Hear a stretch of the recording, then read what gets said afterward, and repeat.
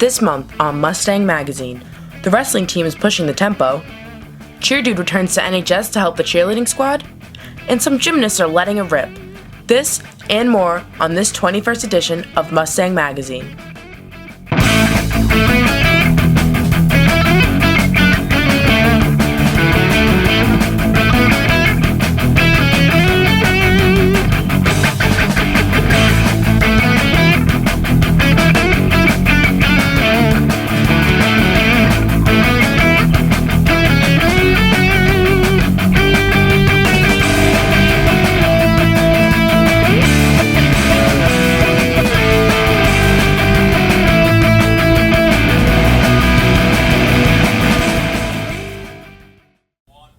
Hello and welcome to our January episode of Mustang Magazine. I'm Erin Crowley. And I'm Brian Curley. We start today's show off with a story from last month's mock intruder drill where the Norwood Police Department was recording a safety video. Ronnie Marshalsea and Richie Watson bring us the story.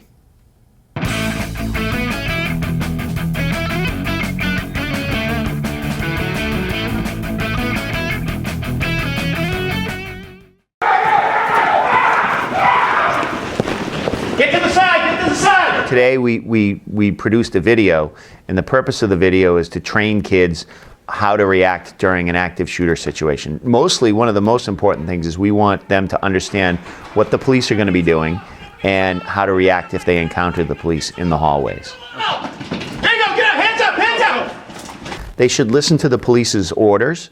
So if the police say get down, generally you should have nothing in your hands. Get off to the sides of the wall and let the police pass, and then they should continue to get out of the building. For the Norwood High School, there are two rally points. There's one at Shattuck Park and Nichols Street, and then there's one at Fisher Street and Nichols Street. And they're strategically located in two different spots so that anywhere you leave the high school, you can get to one or the other. So you'd run if you knew where the gunman was and you knew it was safe for you to get out. If you're in a room and there's a gunman 3 rooms away, you're probably going to hide. Okay. And that would include barricades. So you're going to lock your room down, you're going to barricade the doors, and then you're going to hide over in the corner until either the danger passes or until you don't have any other choice where you have to fight. If you're stuck in a classroom and a guy walks through the door with a gun, you have to fight. If all the kids throw books at the gunman and then swarm him and do whatever they can to either make him decide this isn't the place they want to be, and then they back out and take off to the next room. So that, Officer Murphy, if he was watching on video where somebody was, he'd want to continue to announce where the gunman's location is. It'll rattle the gunman, knowing that people are watching him. It will give people that are not in the proximity of the gunman the opportunity to escape the building. In other words, it's that information you might need to know. Gunman's in the cafeteria, or I'm on the other side of the building, then I'm out the door. Officer Murphy has a police radio, so he'd probably be relaying information to the responding officers. And, if he was in a position where he could go after the gunman, that would be something that he would also take action.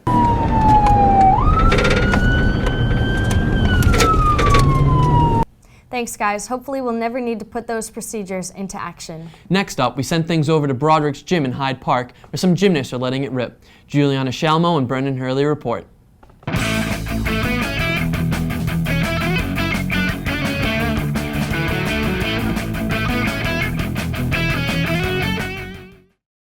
Gymnasts train for hours every day, and injuries are only part of the routine.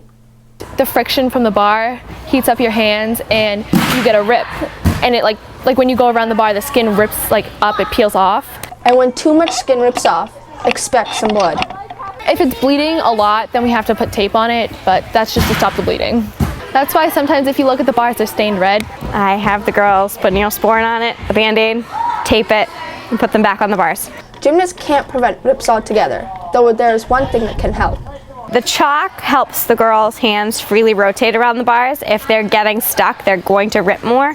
So chalk makes it's like a lubricant as they're going around the bar so they don't get stuck. It's white, fluffy. It's not like a sidewalk chalk. It's fluffier and heavier. To some gymnasts, having rips on their hands are a sign of dedication. Well, I always liked getting rips because my coaches always told me it meant you were working hard, whether it's huge or just a little baby rip. This is constant. Depending on how big it is, small ones could be day, 2 days. Big ones, it could take months. While rips look and feel painful, they do have some benefits. And under it builds stronger skin, so they get more and more painful and thicker the more they rip. Even with rips, these gymnasts never really stop swinging on the bars. Reporting from Mustang Magazine, I'm Juliana Shalmo.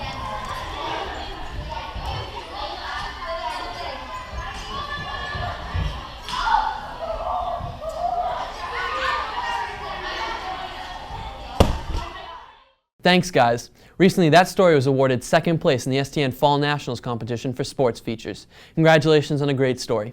Staying with the sports theme, I recently caught up with a person who also knows how to let it rip, and I'm talking about his opinions and not his hands.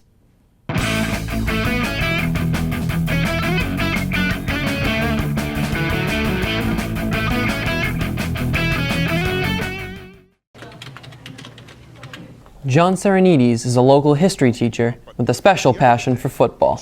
I've been coaching 20 years. This was actually my 20th season. And his career in football doesn't stop at coaching.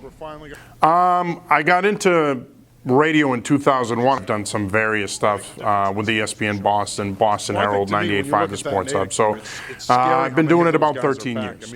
Sports radio is a perfect fit for John. That allowed Barnstable to stay in the game. The turnover. Yeah, I love talking sports, especially the four major sports. I love being behind the microphone.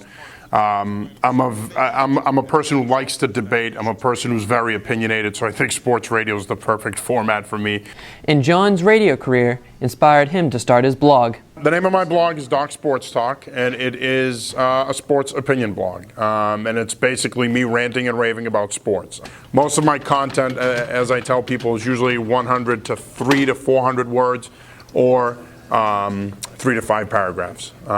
Great site if you love sports. We post videos on there, a lot of opinion pieces. And John isn't afraid to share his opinion with anyone who is willing to listen. And hey, you can always come into room 316 and debate my opinions with me. Reporting from Mustang Magazine, I'm Brian Curley. Buffalo Bills 37-31 this past Sunday. Nice job, Brian. It's really cool that a teacher here at NHS has his own sports blog, especially since it's pretty well known. Now we take you behind the scenes of the Nord Public Access Youth Video Program. It's where I first got my start in the business. And now it's helping to create a community television culture in the town of Norwood. Mary Erickson brings us the story.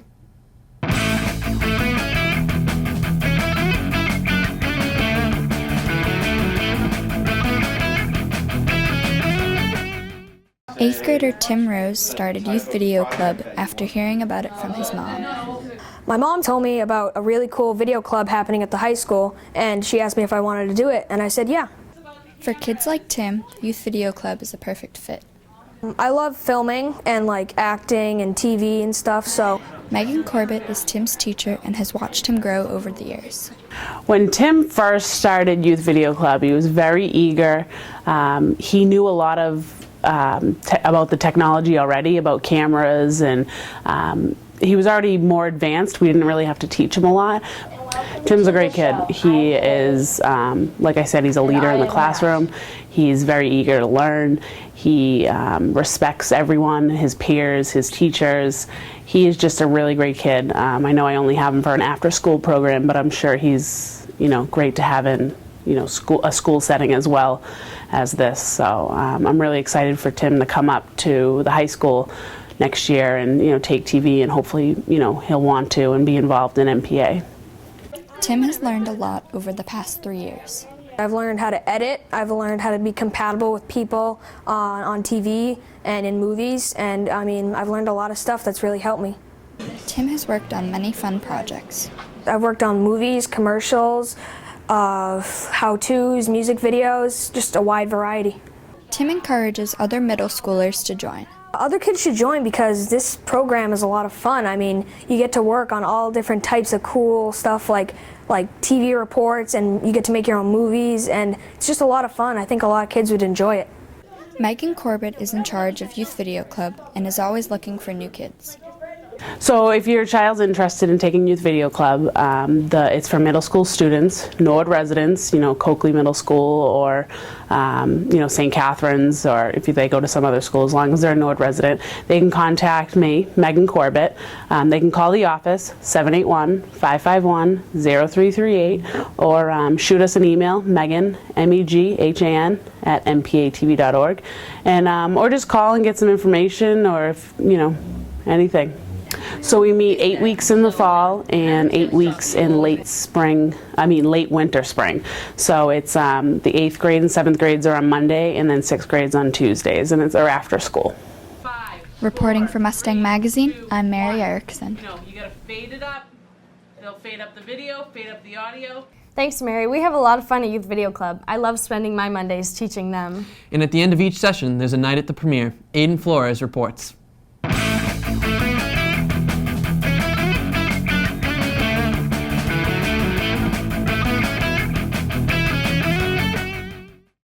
The film festival we had on November 21st was with the Youth Video Kids.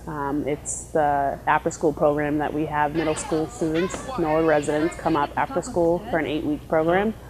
They made movies. They put a lot of effort into it. There was some comedy, some horror, a little mix of both, different genres. We showcased their work. We had 12 categories, and everyone had won an award. We had presenters. We had speeches, we had a host, so it was just a great night. We primarily had intended for the amount of people to come to sit in the center area of the auditorium, and we had tape on both sides, and we actually had to take off the tape because so many people showed up. I didn't know what the turnout was going to be. I know that all the parents were really supportive, but it was unbelievable. So I didn't know what the turnout was going to be, but it was absolutely unbelievable. Thanks, Aiden. Next up, we meet an athlete who returned to NHS to help his former team. Reporter Casey McDonald introduces us to the Cheer Dude.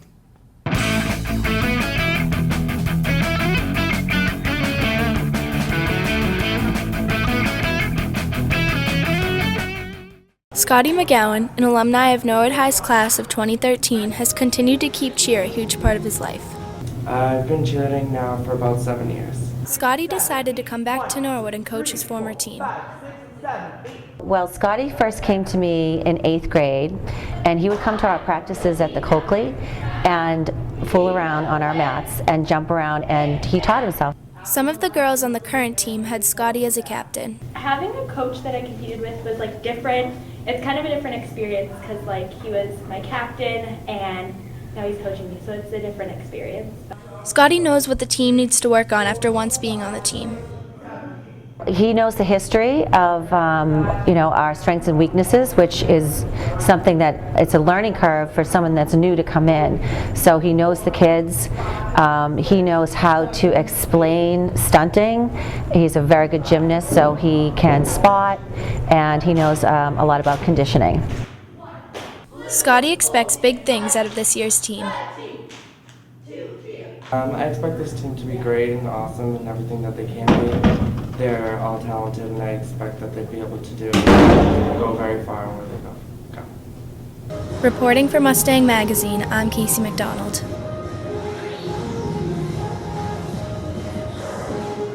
Thanks, Casey. Last month, you might have noticed all the yellow feet hanging on the walls around NHS. So I caught up with the Foreign Language Department to see what it was all about.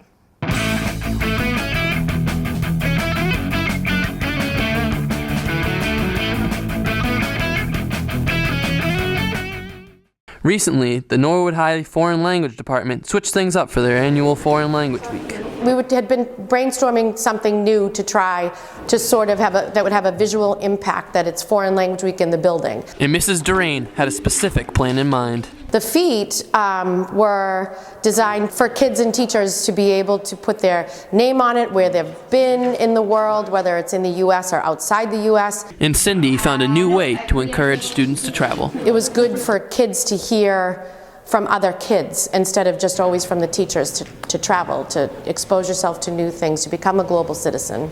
Spanish teacher Leslie DeRosa is adamant about the message the feet send. It's like getting your global degree. You know, you get to learn about other cultures and learn languages, and just it teaches you about yourself, and it teaches you about where you come from and how you can improve as a person.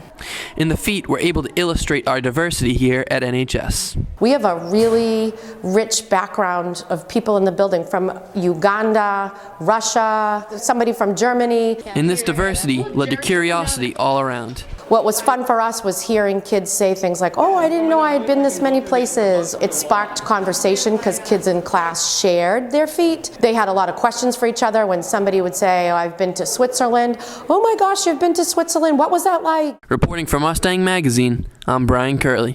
The wrestling team added a new coach to the staff this past season, and he's trying to instill a new winning tradition by pushing the tempo that the athletes work at. Philip Nguyen and Sean Briggs bring us the scoop, straight from the coach.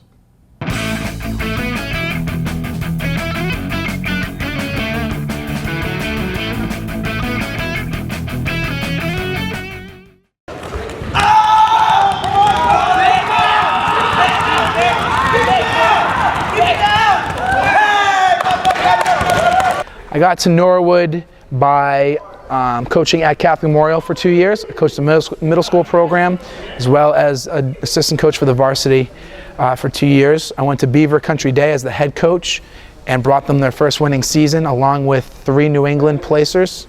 I came here.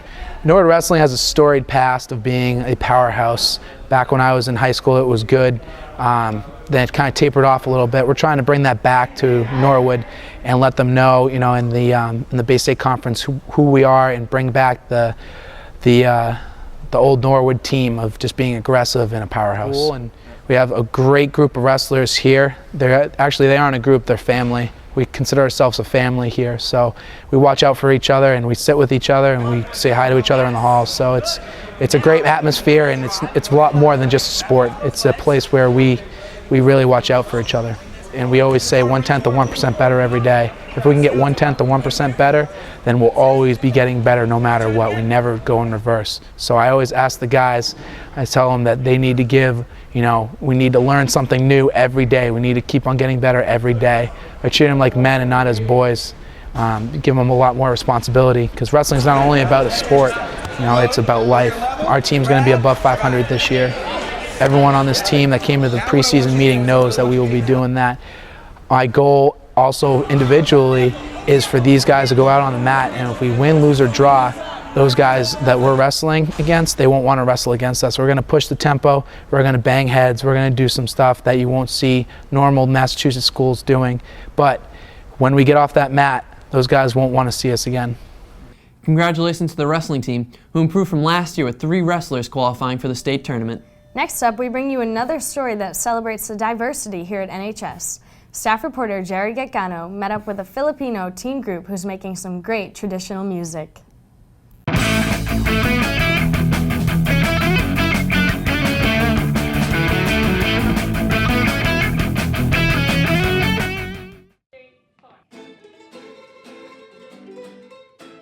What you're listening to isn't a group of classically trained musicians, but a group of teenagers from the Eskwelahan Filipino School, also known as IP. IP is a non-profit cultural organization that promotes the awareness of the Filipino culture for Filipino-American children, as well as anyone who would like to learn about it. And as part of this cultural program, students are becoming more familiar with their roots through the traditional music of Rondalia. What we do is we create ensemble pieces to help the kids interact not only with music, but with the culture. This exposure allows students like Jerry Paradella to stay connected to his Filipino heritage. Besides my mom playing CDs in the car, I don't know many Filipino songs. Learning to play traditional Filipino music can be challenging for some students who have never picked up an instrument. So the Filipino culture has this ensemble, and it's comprised of a couple of different types of instruments. So there's a smaller one called the bandurria, the medium one called the octavina, and the larger one, which is the usual, the guitar, and then the biggest one, which is the bass. Learning to play as a group takes practice, which is why they come together every other Sunday. But practice isn't the only place they play music. Recently, they went a little bit further. All right, well, 2 summers ago, the group went back to the Philippines, and We played at, local schools and colleges, and we played for the president and his staff. But back in the States, these students can find that balancing their American and Filipino identities isn't always easy. Oh, my Filipino side and American side clash all the time. Especially my mom. My mom is crazy.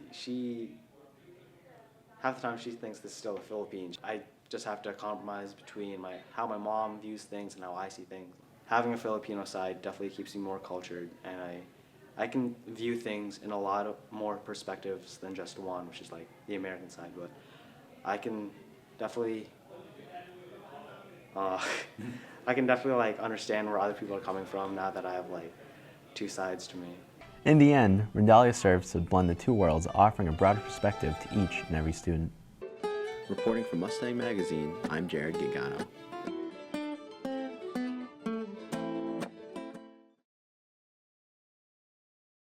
Recently, the administration here at NHS lifted the ban on coffee in the building in the mornings. So, in the spirit of Java, we sent out Joe Lianos to see just how you take your favorite cup of coffee.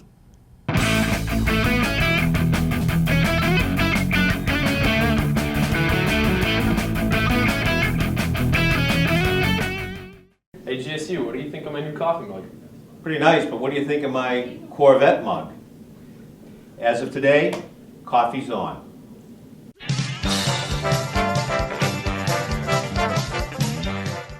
How do you take your coffee? Sometimes black, sometimes with a little milk, sometimes with a little sweet and low. Never a whole envelope, only half. So I take it all different ways, and I also really like iced coffee.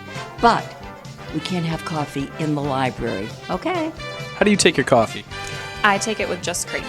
Café solo. Yo tomo mi café solo. Sin nada, no leche, no azúcar.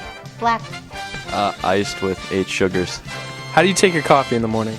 Joyfully, with great pleasure. Take it nice and cold with extra milk and extra sugar. Well, I make the best coffee there. I like mine with a little caramel swirl, a little mocha. I'm more of a tea drinker. Me too. 3 grains, no sugar. He's sweet enough. Well, I'm more of a tea drinker myself, but that's all we have for this week's Question of the Week. Thanks.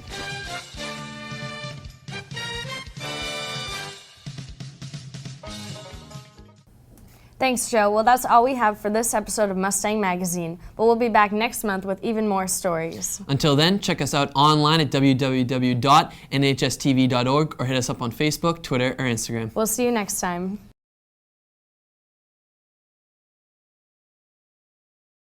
Video program. It's where I first... you started saying it. Copy. I was so confidently saying copy. Yeah, crap. I finally said sports blog. Can we restart that?